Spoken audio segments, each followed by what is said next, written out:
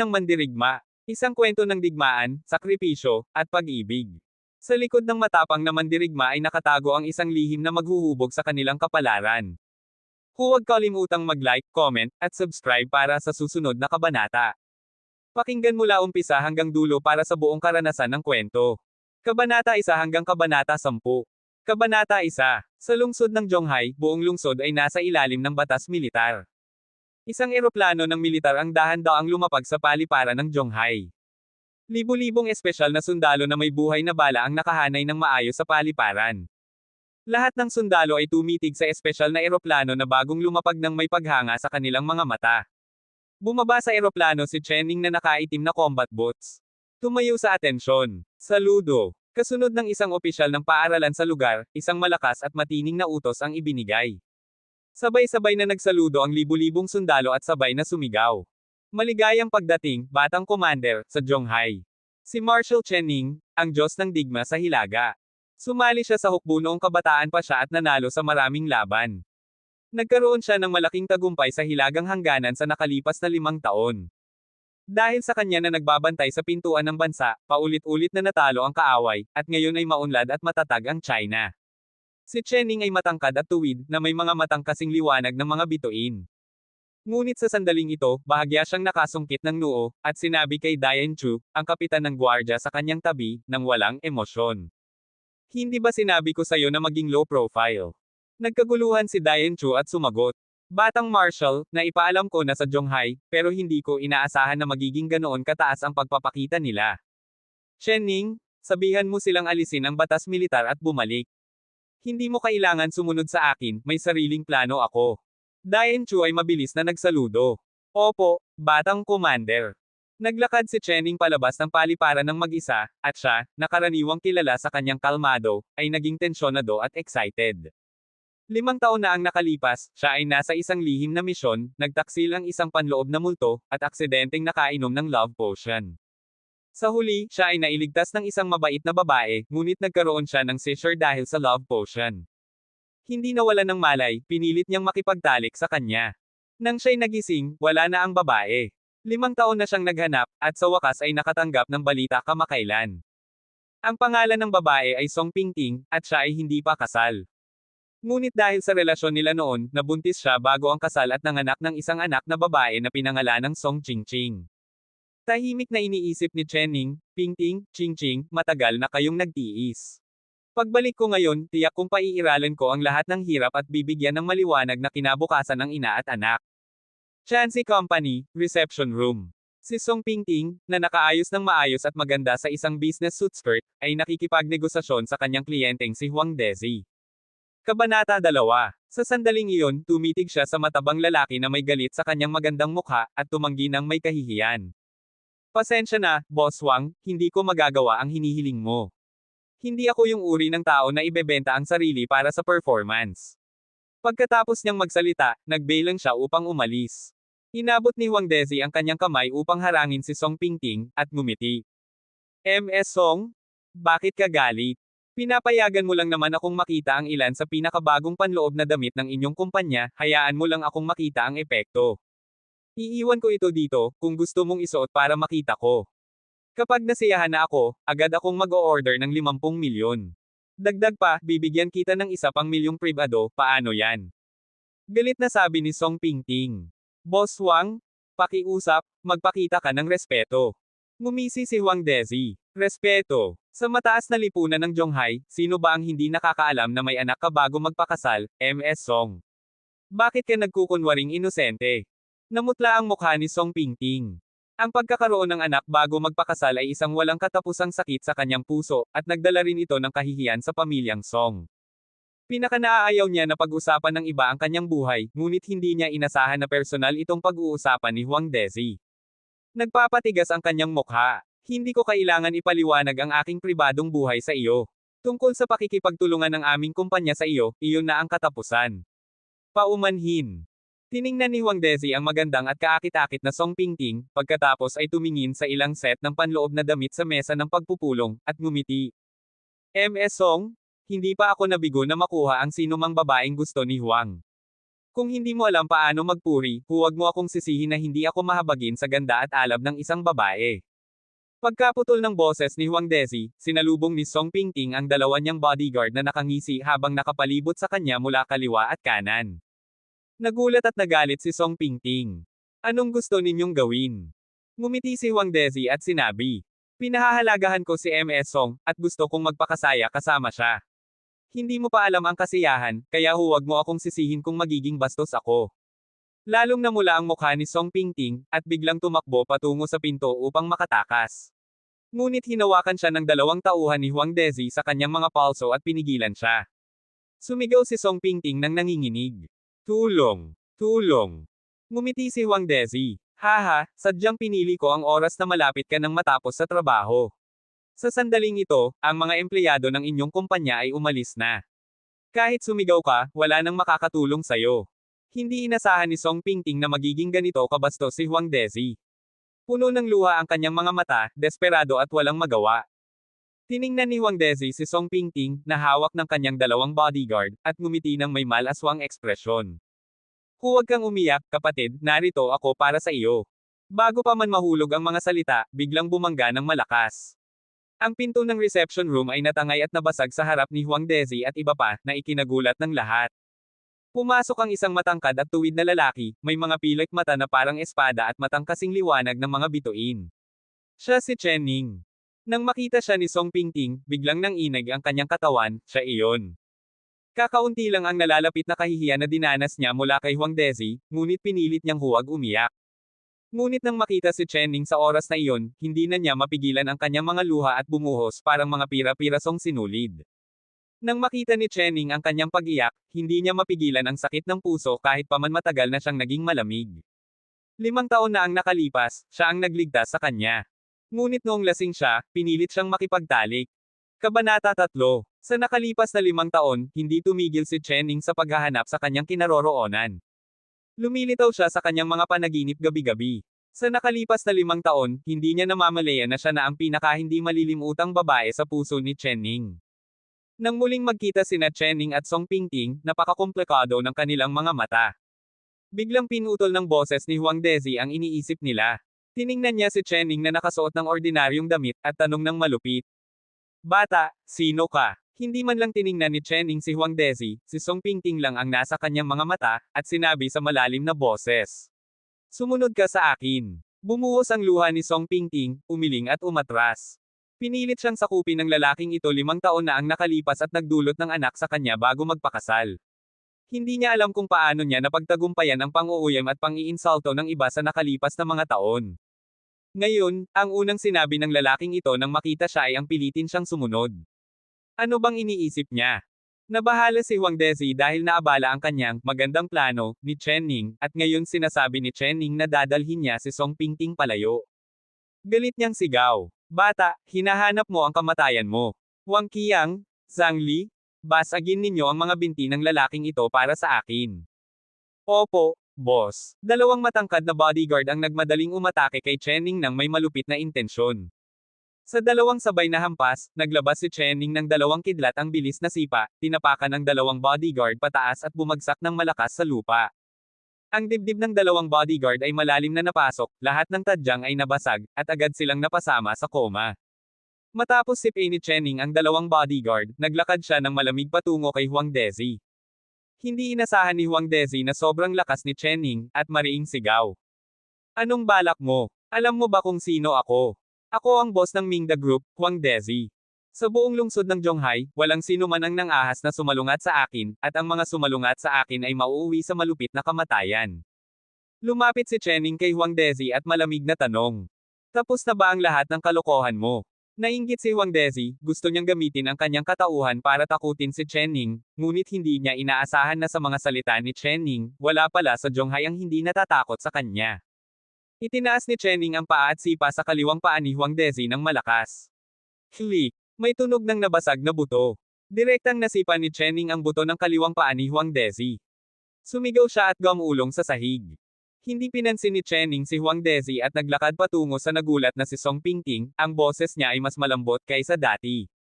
Sumunod ka sa akin. Hindi. Kumagit siya sa kanyang labi at tumanggi, hindi niya siya mapapatawad. Siya ang demonyong ganap na nagbago ng kanyang buhay.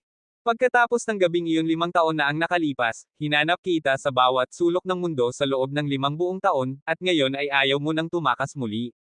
Pagkatapos magsalita ni Chenning, mahigpit niyang niyakap si Song Pingting sa baywang at mabilis na lumakad palayo. Pinilit ni Chenning na dalhin si Song Pingting palayo mula sa Chansey Company. Kabanata 4. Hindi nagpilit si Song Pingting, tila tinanggap na niya ang kanyang kapalaran. Tanging luha ang patuloy na bumubuhos mula sa kanyang mga mata, at hindi maiwasan ni Chenning na makaramdam ng pagdadalamati. Hindi ba't siya ang umiiyak ng walang magawa at desperado noong may love potion sa katawan niya at pinilit siyang makipagtalik habang wala sa malay? Paglabas ni Chenning sa Chansey Company building, hindi niya kayang ailapag si Song Pingting. Siya, na karaniwang hindi nakakaunawa ng lamang sa araw-araw, ay malumanay na sinabi sa babae sa unang pagkakataon. Bigyan mo ako ng pagkakataong itama ang lahat para sa iyo at sa anak mo, ayos lang ba? Itinaas ni Song Pingting ang kanyang ulo, at muling bumalik ang kaunting sigla sa kanyang mga mata, ngunit mahigpit pa rin niyang pinisil ang kanyang mga labi at hindi nagsalita. Dagdag ni Chenning, kahit para sa kaligayahan ng anak ko. Nang mabanggit ang kanyang anak, agad na naging matatag si Song Pingting. Kahit gaano kaina ang isang babae, siya ay malakas bilang ina. Tiningnan niya si Chenning, at ang mga mata ni Chenning ay matatag at taos-puso. Matapos ang mahabang sandali, sa wakas ay sinabi niya, sige, bibigyan kita ng pagkakataon. Hindi dahil pinapatawad kita, kundi dahil kailangan ng anak ko ng ama. Maaari mong makilala ang anak mo, o maaari kang manirahan sa bahay namin at ibigay sa kanya ang pagmamahal ng isang ama. Ngunit gusto kong linawin, ang pagbibigay ko ng pahintulot na kilalanin mo ang anak ko ay hindi nangangahulugang tinatanggap kitang asawa, naiintindihan mo. Alam ni Chenning ang ibig sabihin ni Song Pingting. Nagkompromiso siya para sa kaligayahan ng anak niya at pumayag na kilalanin ni Chenning ang kanyang anak. Ngunit hindi siya magmamahal sa kanya, hindi sila tunay na mag-asawa. Alam ni Chenning na napakaraming hinaing ang dinanas ni Song Pingting sa mga nagdaang taon, at ang buhol sa kanyang puso ay hindi agad maaayos. Sumang-ayon siya. Pinapangako ko sa'yo. Sa oras na iyon. Golden Apple Kindergarten, Middle Class 1. Isang maliit na batang babae sa puting damit na may ukit na jade ay maingat na nakaupo sa upuan sa tabi ng bintana sa silid-aralan. Walang magawa siyang pinapanood habang masayang kinukuha ng kanyang mga ama ang mga bata sa paligid isa-isa. Puno ng inggit ang kanyang mga mata, at bulong sa sarili. Sana lang bumalik ang ama ni Ching Ching balang araw. Ang katabi niya ay isang maliit na matabang lalaki na may bilugang ulo at mukha. Nang marinig ang kanyang sinabi, tumawa ang maliit na matabang lalaki at sabi, Song Ching Ching, tigilan mo na ang pangarap. Alam ng buong klase na wala kang ama. Sabi ng nanay ko, isa kang ligaw na bata. Agad na nainis si Song Ching Ching nang marinig iyon, pamumula ang kanyang mga mata. Hindi. May ama ako. Sabi ng nanay ko, ang ama ko ay nasa malayong lugar at hindi makakabalik sa ngayon. Sa oras na iyon, nagsama-sama ang mga bata sa paligid. Nagpaliwanag ang maliit na matabang lalaki. Isa kang ligaw na bata na walang ama. Bumuhos ang luha sa mata ni Song Ching Ching, at matigas niyang sagot. Hindi. Hindi ako ganoon, may ama ako. Nakita ng maliit na matabang lalaki na malapit nang mapilitan si Ching Ching na umiyak, at lalo siyang natuwa, bulong. Oo, isa kang ligaw na bata. Kung hindi ka ligaw, kung may ama ka, bakit hindi ka dinala ng ama mo dito sa kindergarten? Nasaan ang ama mo? Nandito na ako. Kabanata 5. Isang mapang-ipong boses ang nanggaling sa pintuan, na nakakuha ng atensyon ng lahat sa silid-aralan. Nakita nila ang isang mag-asawa na pumapasok sa pintuan. Ang lalaki ay gwapo at ang babae ay maganda. Sila sina Chenning at Song Pingting. Mama! Tumakbo si Song Ching Ching, hinawakan ang kamay ni Song Pingting, ngunit tiningnan si Chenning, at sa kanyang tono ay malinaw ang matinding inaasahan. Mama, siya ba ang ama ni Ching Ching?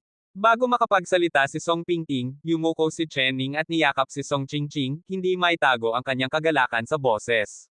Oo, anak, ako ang ama mo. Nag-alinlangan si Song Ching Ching hanggang sa tumango at pumayag si Song Pingting sa tabi niya. Agad siyang natuwa, namula ang kanyang maliit na mukha sa tuwa, niyakap ang leeg ni Chenning, at masayang sumigaw. Papa! Papa! Papa! Niipak si Chenning sa kanyang anak, puno ng lamang ang puso niya, at dahan-daang sumang-ayon. Hindi maiwasan ni Song Pingting na manginig nang marinig ang kanyang anak na tawagin ang ama niya ng ganoon kalinaw. Ito ang unang pagkakataon na maranasan ng anak ang pagmamahal ng ama sa kanyang paglaki. Niyakap ni Chenning si Song Qingqing, niyakap niya ang leeg ni Chenning, at paulit-ulit na tinawag ang ama bago siya huminto. Sa unang pagkakataon, ang batang puso ay nakaramdam ng labis na kasiyahan at pagmamalaki. Tiningnan niya ang maliit na matabang lalaki sa tabi niya, at may pride na sinabi. Tingnan mo, may ama na ako, hindi ako ligaw na bata. Tiningnan ng maliit na matabang lalaki si Song Qingqing na niyakap ni Chenning ng may masayang ekspresyon, at malakas na sabi. Hindi siya ang ama mo. Sabi ng nanay ko, ninakaw ng nanay mo ang isang lalaki at ipinanganak ka sa isang ligaw na lalaki. Alam ni Song Pingting na ang maliit na matabang lalaki ay isang brat at madalas na nambubuli sa anak niya. Ngunit hindi niya inasahan na lalampas pa ito sa limitasyon. Hindi na niya matiis, at pinagalitan at itinuro kay maliit na matabang lalaki. Mga bata, dapat marunong kayong magkaisa at maging magiliw. Hindi pwede magmura, lalo na hindi manakit ng kaklase. Ang boses ni Song Pingting ay hindi malakas o matindi. Ngunit ang maliit na matabang lalaki ay umiyak ng malakas sa mismong lugar. Anak, sino ang nangbuli sa iyo? Isang pangit na tunog ang narinig, na parang basag na gong, at isang babaeng nasa katanghaliang edad, may matabang katawan at nakasuot ng alahas, pumasok sa pintuan ng silid-aralan na galit ang mukha. Ang mayayamang babaeng ito ay ang ina ng maliit na matabang lalaki, si Mrs. Zhang. Nang makita ng maliit na matabang lalaki ang kanyang ina, itinutok niya ang daliri kay Song Pingting at sumigaw. Mama, binuli niya ako at hinampas. Puche, kung manggahas kang hampasin ang anak ko, papatayin kita ngayon. Itinaas ni Mrs. Zhang ang kanyang kanang kamay ng galit, at malupit na sinampal ang magandang mukha ni Song Pingting. Gusto sanang ipaliwanag ni Song Pingting sa kabilang panig, ngunit hindi niya inasahan na magiging ganito katangkad ang kanyang kapangyarihan at direktang hinampes siya. Nabigla siya at wala nang magawa upang makatakas. Nang makita niyang malapit nang mahulog sa kanyang mukha ang kamay ng kalaban. Ngunit sa sandaling iyon, kumilos si Chenning. Hawak ni Chenning ang kanyang anak sa kaliwang kamay, at ang kanang kamay niya ay mabilis na inunat, tila kidlat, at hinawakan ang palso ni Mrs. Zhang. Kabanata 6. Ang sampal ni Mrs. Zhang ay ilang sentimetro lamang ang layo sa pisngi ni Song Pingting, ngunit bigla siyang huminto, hindi na makagalaw pa. Bago pa man siya makabawi, malakas na sampal mula kay Chenning ang tumama sa kanya gamit ang likod ng kamay. Ang sampal na iyon ay tuluyang nagpabigla sa kanya, at ang buhok na maingat niyang inayos sa parlor kanina ay naging gulo-gulo. Tinakpan niya ang mukha at hindi makapaniwala na tiningnan si Chenning. Ang lakas mo ba para sampelan ako? Maliwanag na sinabi ni Chenning, malamig. Hindi mo tinuturo sa anak mo ang tama at mali, ngunit nagkakalat ka ng tsismis, sinasaktan ng inosente, at pinapalala ang krimen mo. Ang sampal na ito ay para turuan kang maging tao. Sa oras na iyon, bumalik mula sa banyo ang guro ng kindergarten. Hindi niya inasahan na aalis ito sandali at marami na pala ang nangyari, kaya nagmadaling lumapit at sabi. Mrs. Zhang, ayos ka lang ba? Bumawi sa sarili si Mrs. Zhang, na parang tigre na natapakan ang buntot. Galit na itinutulak ang guro, itinutok kay Chenning at sumigaw. Ang lakas mo, hintayin mo lang. Pagkatapos niyang magsalita, tumawag siya kaagad, at sa loob lamang ng ilang minuto. Boom! Narinig ang tunog ng makina ng kotse at gulong na dumudulas sa lupa mula sa labas. Dalawang itim na Mercedes-Benz ang dumiretso, dumaan sa gate ng kindergarten nang hindi bumabagal, at huminto sa harap ng gusali ng pagtuturo. 5 maayos na nakapangalang lalaki ang bumaba mula sa dalawang luxury Mercedes-Benz. Ang leader ay matangkad, may namamagang mukha, at galit na pinamunuan ang 4 niyang tauhan papasok sa silid-aralan. Sino ang nangbuli sa asawa at mga anak ko? Nang makita ni Mrs. Zhang ang lalaki, tuwang-tuwa siya at nagmadaling lumapit, sabi ng may halong panghihinayang. Bakit ka dumating na ngayon lang? Kung dumating ka pa ng huli, baka pinatay na ang asawa at mga anak mo. Nagpakita ng nakakatakot na ekspresyon ang lalaki. Tingnan natin kung sino ang may lakas ng loob na saktan ang asawa at mga anak ni Zhang Wanlong. Zhang Wanlong. Nang marinig ni Song Pingting ang pangalang iyon, lalo pang nag-alala ang kanyang mga mata. Alam niya na kilala si Zhang Wanlong sa Zhonghai, mayaman at makapangyarihan, at hindi basta-basta pwedeng guluhin ng ordinaryong tao. Itinutok ni Mrs. Zhang si Chenning at Song Pingting, at may pang-uuyam na sabi. Iyan ang mag-asawa. Asawa, kung hindi mo kayang ayusin ang bagay na ito ayon sa gusto ko, agad akong lilipat pabalik sa bahay ng nanay ko kasama ang bata. Kumikitid ang mga mata ni Zhang Wanlong at sinabi. Simple lang, para sa babae. Sampelan mo sa bibig hanggang sa mawala ng ngipin, para sa lalaki, kung hahampasin ka gamit ang kamay, basagin mo lang ang kamay niya. Sabi ng maliit na matabang lalaki. Ama, gusto ko ring hampasin ang ligaw na batang si Song Qingqing, binubuli rin niya ako. Hinaplos ni Zhang Wanlong ang ulo ng anak niya na may ngiti. Sige, hanapin ng lubad at itali ang batang iyon, at hayaang maglaro ka rito tulad ng aso. Ngumiti si Mrs. Zhang nang marinig iyon, at clapped ang maliit na matabang lalaki ng masaya. Ang mga guro ng kindergarten sa lugar, pati na rin ang mga magulang na pumupunta upang sunduin ang kanilang mga anak, ay nagtingin kay Chenning at sa kanyang pamilya nang may awa nang marinig ang mga salita ni Zhang Wanlong. Ang pagsalungat kay Zhang Wanlong ay hindi nagtatapos ng maayos. Nag-alala rin si Song Pingting sa oras na ito. Lumapit siya ng isang hakbang at sinabi kay Zhang Wanlong. Ginoo Zhang, mula ako sa pamilya Song, at ang pangalan ko ay Song Pingting. Gusto kong ipaliwanag ang bagay na ito sa inyo. Maraming hindi pagkakaunawaan. Tumahol ng malamig si Zhang Wanlong. Hindi mo kailangang ipaliwanag sa akin, ako, Zhang Wanlong, ay hindi kailanman makikinig sa paliwanag ng iba kapag may ginagawa ko lang ang gusto ko. At hindi mo kailangan lumipat mula sa pamilya Song para takutin ako. Hindi ko kinukonsidera ang pamilya Song. Higit pa rito, hanggat alam ko, isa kang marangal na dalaga ng pamilya Song, ninakaw mo ang lalaki, at nagkaanak bago magpakasal. Nagdulot ka ng kahihiyan sa pamilya Song, at mabuti na lang at hindi ka pinaalis ng punong abala ng pamilya. Kabanata 7. Manggahas kang maghanap ng ligaw na lalaki para pambulihin ang aking asawa at mga anak, ngayon tutulungan ko si Tutor Song na ituro sa inyo kung paano maging disiplinado. Pagkatapos niyang sabihin ito, malamig na inutusan ni Zhang Wanlong ang 4 na bodyguard sa likod niya. Hindi pa ba kayo kumikilos? Opo, boss. Sabay-sabay na sumagot ang 4 na bodyguard, at agad na sumugod ng agresibo sa pamilya ni Chenning na 3. Naghahanap ng kamatayan. Mabilis na kumislap ang malamig na tingin ni Chenning, at sinabi kay Song Pingting sa tabi niya. Takpan mo ang mga mata ni Qingqing. Namangha si Song Pingting nang marinig ang sinabi ni Chenning, at agad niyang naunawaan ang nangyayari. Mabilis niyang tinakpan ang mga mata ng kanilang anak. Humakbang si Chenning pasulong at pinagsalpukan ang unang kalaban ng isang suntok.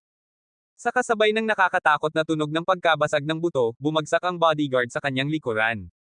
Sinubukan ng isa pang bodyguard na suntukin si Chenning sa ulo. Napaliko si Chenning sa gilid, sinuntok ang braso ng kalaban, at sinipa ang dibdib nito gamit ang siko. Bumuga ng dugo ang kalaban at bumagsak pabalik. Paglapit ng pangatlong bodyguard, sinalpok agad ni Chenning. Sa isang iglap, nahulog siya paatras, tumama ng mabigat sa pader, at dumulas pababa sa sahig. Ang huling bodyguard ay nais umatake mula sa gilid, ngunit sinipa siya ni Chenning sa ulo na parang kidlat. Agad na bumagsak ang kalaban sa sahig na parang pinuputol na puno. Namangha ang lahat sa paligid, hindi nila inasahan na sobrang lakas ni Chenning.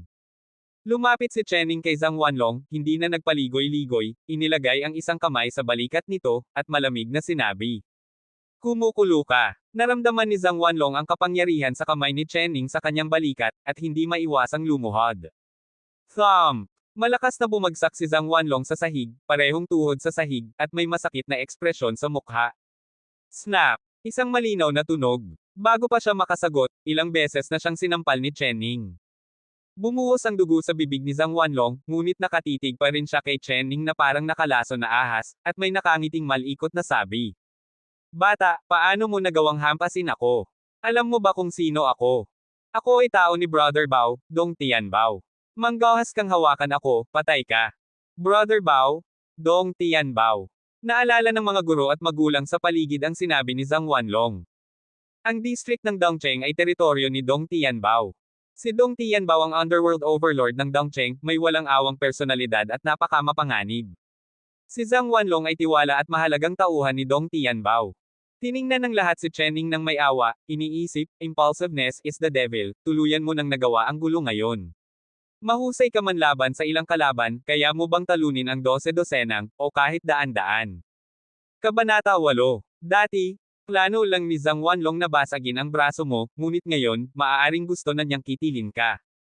Kahit si Song Pingting, na hawak ang kanilang anak, ay naging mas kinakabahan at nag-aalala sa kanyang magandang mukha. Hindi nagbago ang ekspresyon ni Chenning nang marinig ang sigaw ni Zhang Wanlong, ngunit lumamig ang kanyang mga mata. Mukhang hindi ka umiiyak kapag nakikita mo ang kabaong.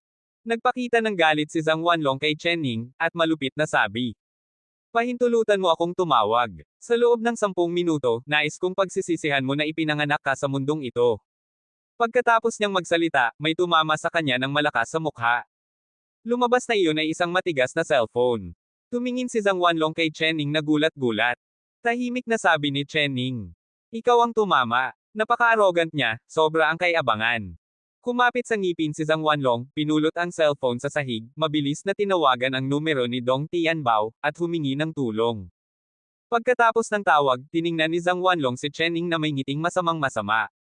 Maghanda ka sa kamatayan. Nang makita ito ng mga tao sa paligid, patuloy silang umiling. Iniisip nila, seryosong bagay ito, mabilis na tumakas si Chen Ning. At nang himasok pa si Zhang Wanlong sa pagtawag kay Dong Tianbao, parang ninakaw niya ang bunga sa mesa ng hari at hinahanap ang kamatayan niya. Lumapit rin si Song Pingting kay Chen Ning na hawak ang kanilang anak, puno ng pag-aalala ang kanyang mga mata, at bulong. Chen Ning, si Dong Tianbao ang underground overlord ng East City. Walang awa siya at protective. Umalis na tayo agad.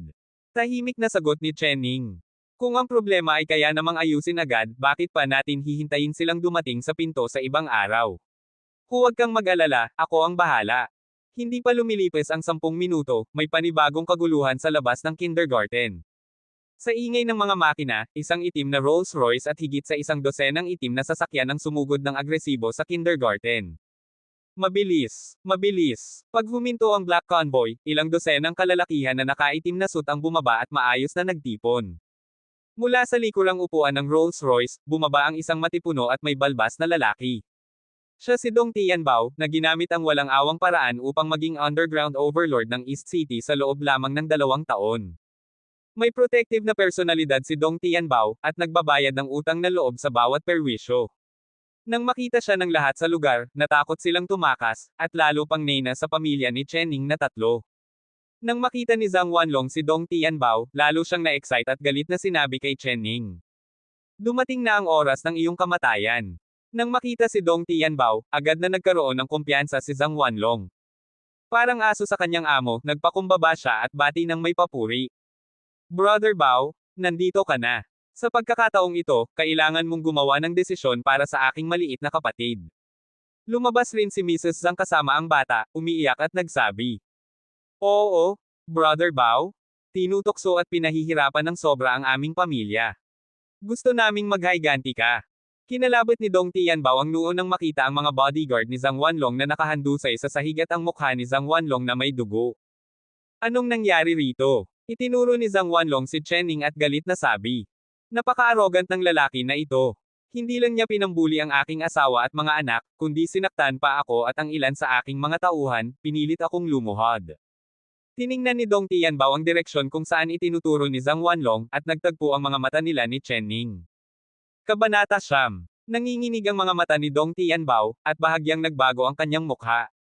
Nakatalikod sa kanya si Zhang Wanlong, na nanginginig ang tinig habang nagsalita. Brother Bao, ito ang unang pagkakataon na pinahirapan ng ganito ang aking maliit na kapatid dito sa Zonghai. Kailangan mo kaming bigyan ng katarungan ngayon. Tiningnan ni Dong Tianbao si Chen Ning, at pagkatapos ay tumuon kay Zhang Wanlong. Ano ang gusto mong gawin ko? Tumayo ng tuwid si Zhang Wanlong, itinaas ang ulo at dibdib, at tumingin ng may tagumpay sa 3 miyembro ng pamilya ni Chen Ning, at nagsalita ng malakas sa harap ng lahat. Alam ng lahat sa Zonghai na ako si Zhang Wanlong. Kung hindi ninyo susundin, kakailanganin ninyong makaranas ng pinsala. Sinabi ko noon, kung gusto mong basagin ang kanyang braso, dapat mong basagin ang braso ngayon. Ngunit ngayon, hindi isa, kundi 2.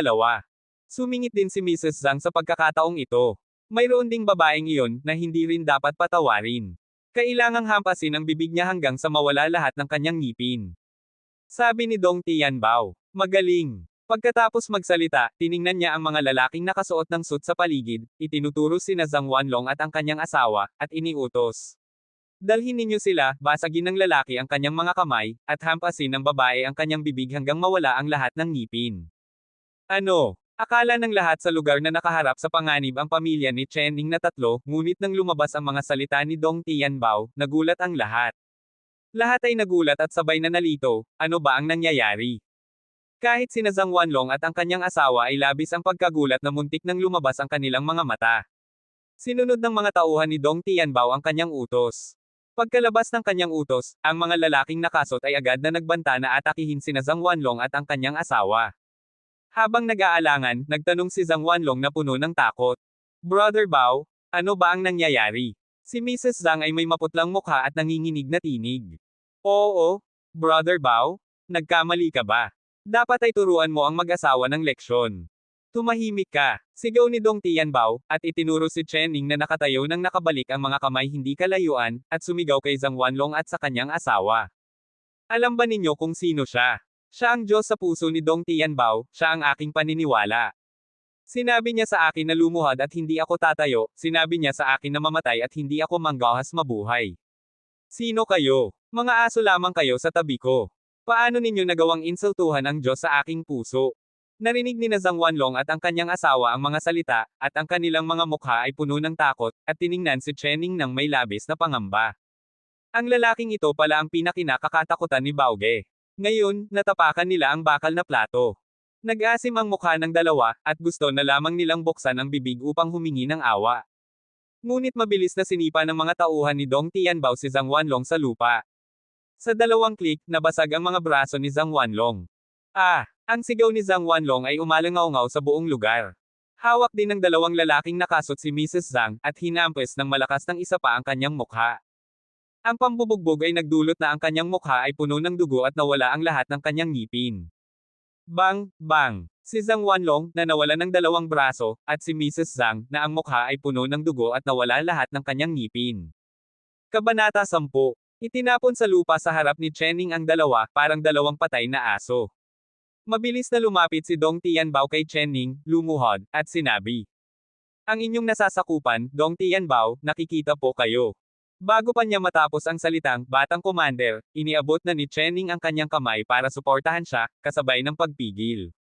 Hindi ka na aking nasasakupan, hindi mo na kailangang tawagin akong Batang Panginoon. Noong una, nang marinig ni Chening ang pangalang Dong Tianbao, wala siyang gaanong impresyon. Ngunit sa sandaling makita niya si Dong Tianbao, naalala niya na siya pala ay dating sundalo ng kanyang personal na gwardya noon. Panginoon! Nang marinig ni Dong Tianbao ang sinabi ni Chening, nagulat siya sandali, at agad na naunawaan na ayaw ipakita ng Batang Commander ang kanyang tunay na katauhan. Agad niyang sinabi, hindi ko pagsisisihan ang pagpasok sa hilagang hangganan sa buhay na ito, palagi akong magiging nasasakupan mo, Batang Panginoon. Dati siyang sundalo ng Batang General, ngunit nasugatan at nagretiro. Kung ikukumpara sa ordinaryong sundalo sa hilaga, labis niyang hinahangaan ang Batang Commander. Ang Batang General ang Diyos sa kanyang puso, ang kanyang pananampalataya. Hindi niya inasahan na makikita muli ang Batang Commander sa kanyang buong buhay pagkatapos niyang iwan ang personal na gwardya, at ang kanyang puso ay puno ng hindi mapigil ang kagalakan.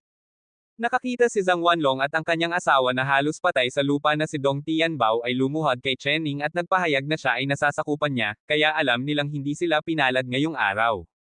Sa pagkakataong iyon, wala sa kanilang mga mata ang kay-abangan, pagka-domineer, o kahit galit, kundi tanging malalim na kawalan ng pag-asa, takot, at pagsisisi. Tiningnan ni Chening sina Zhang Wanlong at ang kanyang asawa na kalahating patay sa lupa, at tinanong. Sila ba ay mga tauhan mo? Nagpakumbaba si Dong Tianbao at sinabi. Ang mga tauhan ay napilitan lang sa kabuhayan, kaya may mga nakahanap ng hanap buhay dito sa Zhonghai, at si Wanlong na ito ay para sa akin. Hindi naging epektibo ang inyong nasasakupan, pakiusap, parusuhan ninyo ang Batang Panginoon. Tahimik na sinabi ni Chening. Hindi madali ang buhay, ngunit huwag mong kalimutan ang iyong pinagmulan.